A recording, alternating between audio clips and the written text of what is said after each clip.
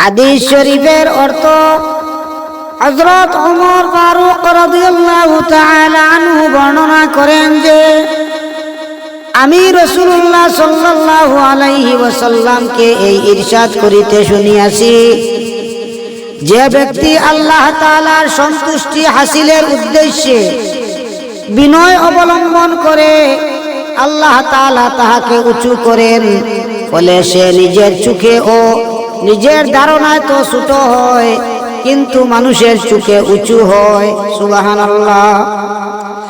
আর যে অহংকার করে আল্লাহ তাআলা তাহাকে নিচু করিয়া দেন, ফলে সে মানুষের চোখে ছোট হইয়া যায়, যদিও সে নিজের ধারণা বড় হয়।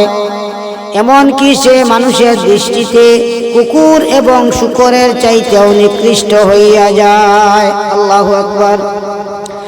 অন্য হাদিসে বনি মুজাশে গোত্রের আয়াদ ইবনে ইমাম রাদিয়াল্লাহু তাআলা আনহু হইতে বর্ণিত আছে যে রাসূলুল্লাহ সাল্লাল্লাহু আলাইহি ওয়াসাল্লাম ইরশাদ করিয়াছেন, আল্লাহ তাআলা আমার প্রতি এই বিষয়ে ওহী পাঠাইয়াছেন যে তোমরা এই পরিমাণ বিনয় অবলম্বন করো যে কেহ কাহারো উপর গর্ব না করে এবং কেহ কাহারো উপর জুলুম না করে।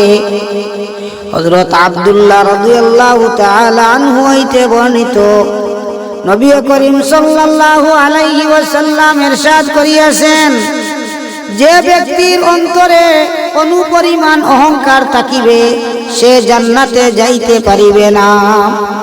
অন্য হাদিসে হযরত মুআবিয়া রাদিয়াল্লাহু তাআলা আনহু বলেন, আমি রাসূলুল্লাহ সাল্লাল্লাহু আলাইহি ওয়াসাল্লামকে এই ইরশাদ করিতে শুনিয়াছি, যে ব্যক্তি ইহা পছন্দ করে যে মানুষ তাহার সম্মানের জন্য তার দাঁড়াইয়া থাকুক, সে যেন নিজের ঠিকানা জাহান্নামে বানাইয়া লয়। আল্লাহু আকবার। উপরোক্ত হাদিসে হুঁশিয়ারি এই ক্ষেত্রে প্রযোজ্য, যখন কোনো ব্যক্তি নিজে ইহা চায় যে মানুষ তাহার সম্মানের জন্য দাঁড়াইয়া যাক, আর যদি কেহ নিজে একেবারে না চায় কিন্তু অন্যান্য লোক সম্মান ও মহব্বতের জজবায় তাহার জন্য দাঁড়াইয়া যায়, তবে ইহা ভিন্ন কথা। আল্লাহ পাক পরওয়ারদিগার আলমে আমদারে বেশি বেশি আমল করার তৌফিক দিক। আমিন।